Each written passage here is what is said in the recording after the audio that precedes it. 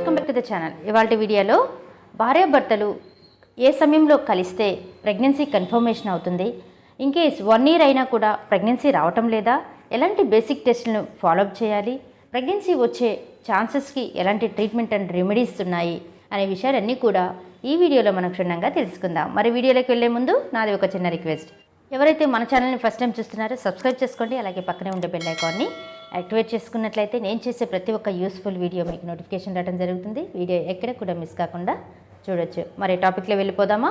టాపిక్లో వెళ్ళే ముందు ఒక చిన్న రిక్వెస్ట్, ఈ హెల్త్ ఇష్యూస్ కావచ్చు, గైనకాలజికల్ ఇష్యూస్ కావచ్చు, ఏదైనా డయాగ్నోసిస్ చేయాలి అంటే ప్రాపర్ హిస్టరీ అనేది చాలా అవసరం. So based on the history తీసుకుని మీ ప్రాబ్లం ఏంటో అనాలిసిస్ చేసి వాటికి సొల్యూషన్స్ ఏంటో ఐడెంటిఫై చేయాలంటే కాస్త మీ యొక్క కాన్వర్జేషన్స్, మీ యొక్క హిస్టరీ అనేది చాలా ఇంపార్టెంట్. కాబట్టి త్రూ కాల్ మీ ఫోర్ ద్వారా కాల్ చేయండి, మీ డౌట్స్ని క్లారిఫికేషన్ చేసుకోండి. మరి టాపిక్లో వెళ్ళిపోదామా? మ్యారేజ్ అయినా 1 year అయినా కూడా పిల్లలు పుట్టడం లేదు, వీక్లీ ట్వైస్ థ్రైస్ భార్యాభర్తల రిలేషన్షిప్లో ఉన్నప్పటికీ ప్రెగ్నెన్సీ అనేది కన్ఫర్మేషన్ అవ్వటం లేదు అంటే దాన్ని ఇన్ఫర్టిలిటీగా చెప్పుకుంటారు. ఇందులో మేల్ ఇన్ఫర్టిలిటీ, ఫీమేల్ ఇన్ఫర్టిలిటీగా డివైడ్ చేస్తారు. అంటే ఎక్కడ ప్రాబ్లం అనేది నోటీస్ చేయాలి అంటే కొన్ని బేసిక్ టెస్ట్లు అనేవి చాలా అవసరం. ఫీమేల్లో చూసినట్లయితే వాళ్ళ యొక్క హార్మోనల్ బ్యాలెన్స్ ఎలా ఉంది, లైక్ ఎల్హెచ్ కావచ్చు, ఎఫ్ఎస్హెచ్ హార్మోన్ కావచ్చు, ఏఎంహెచ్ హార్మోన్ కావచ్చు, త్రూ స్కాన్ ద్వారా కావచ్చు, how the uterine structure, reproductive structure ఎలా ఉంది, ఓవరీస్ యొక్క స్ట్రక్చర్ ఎలా ఉంది, ఏదైనా పీసీఓడీస్తో బాధపడుతున్నారా, ఎండోమెట్రిసిస్ ఉందా, అంటే ఈ ఎండోమెట్రిక్ పొర అనేది ఆ ఓవరీస్లో కానీ లేదంటే ఫిలోపియన్ ట్యూబ్స్లో కానీ సిస్ట్ లాగా మారిపోతుందన్నమాట. దీన్ని మనం ఓవరీస్లో కానీ ఏదో డిపాజిట్ అయితే దాన్ని చాక్లెట్ సిస్ట్లుగా చెప్పుకుంటాము. సో ఈ విధంగా ఎన్నో రకాల ప్రాబ్లం ఉండటం వలన ప్రెగ్నెన్సీ రాకపోవటానికి కారణాలు ఉండవచ్చు. మేల్స్లో చూసినట్లయితే మేల్లో ఒకే ఒక సింగిల్ టెస్ట్ చేసి ఐడెంటిఫై చేస్తారనమాట. అది ఏంటి అంటే సెమెన్ అనాలిసిస్. ఎవరికైతే ఇన్వెస్టిగేషన్ చేయాలి అనుకుంటారో ఆ కపుల్కి ఎడ్యుకేట్ చేస్తారు. 3 days వరకు కూడా భార్యాభర్తలు కలవకుండా 3rd day are 4th day వచ్చేసి ల్యాబొరేటరీలో సెమెన్ అనాలిసిస్ ఇచ్చినట్లయితే దానిలో దాని యొక్క మొటిలిటీ ఎంత ఉంది, అంటే మొటిలిటీ అంటే కదలిక, స్పోమ్ కదలిక ఎలా ఉంది, స్ట్రక్చర్ ఎలా ఉంది, లైక్ మార్ఫాలజీ అంటారన్నమాట. హెడ్ ఎలా ఉంది, నెక్, టైల్, దాని యొక్క డిఫార్మిటీస్ ఏదన్నా ఉన్నాయా, కొంతమందిలో టైల్ లేకపోవటం, నెక్ డిఫార్మిటీస్ రావటం, ఇలాంటివి చూస్తూ ఉంటాం. సో ఇవన్నీ కూడా అనాలిసిస్ చేయాలి అంటే సెమెన్ టెస్ట్ చాలా ఇంపార్టెంట్. సో ఇవన్నీ కూడా నార్మల్గా ఉన్నాయి. ఫర్దర్గా ఏంటి, పీరియడ్స్ రెగ్యులారిటీ కూడా అనాలిసిస్ చేస్తారనమాట. 28 days cycle, 30 days cycle, 35 days cycle అనేది ట్రాక్ చేస్తారనమాట.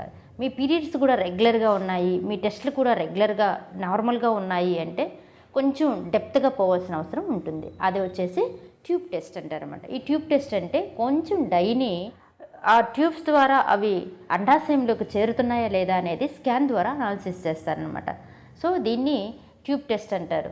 సో ఈ ట్యూబ్ టెస్ట్ ఎక్కడ బ్లాక్స్ ఉన్నాయి, ఏదైనా పొరలో అడ్డున్నాయా, ఇన్కేస్ ఈ డైని ఇన్సర్ట్ చేసినప్పుడు ఏమవుతుందంటే ట్యూబ్స్లో ఏదైనా బ్లాక్స్ ఉంటే అది బ్యాక్ ఫ్లో అవుతుందన్నమాట, వెనక్కి వచ్చేస్తుంది, అది అండాశయంని చేరదు. సో ఈ విధంగా కూడా అసెస్ చేసుకో. ఈ టెస్ట్ చేసినప్పుడు గైనకాలజిస్ట్కి కన్ఫర్మేషన్ అయిపోతుంది మీకు ఏ పద్ధతి అయితే మీకు సూట్ అవుతుంది. Next they will go for IUI. IUI అంటే ఇంట్రా యూట్రియన్ ఇన్సెమినేషన్. ఈ ఇంట్రా యూట్రియన్ ఇన్సెమినేషన్ అనేది ఎలా చేస్తారు అనేది చూసినట్లయితే ఇది వచ్చేసి చాలా చిన్న ప్రొసీజర్. ఇది ఏమైనా సర్జికల్ మేనేజ్మెంట్ కాదు, సర్జికల్ ప్రొసీజర్ అయితే అంతకంటే కాదు. ఇది జస్ట్ ఒక చిన్న టైప్ ఆఫ్ ప్రొసీజర్.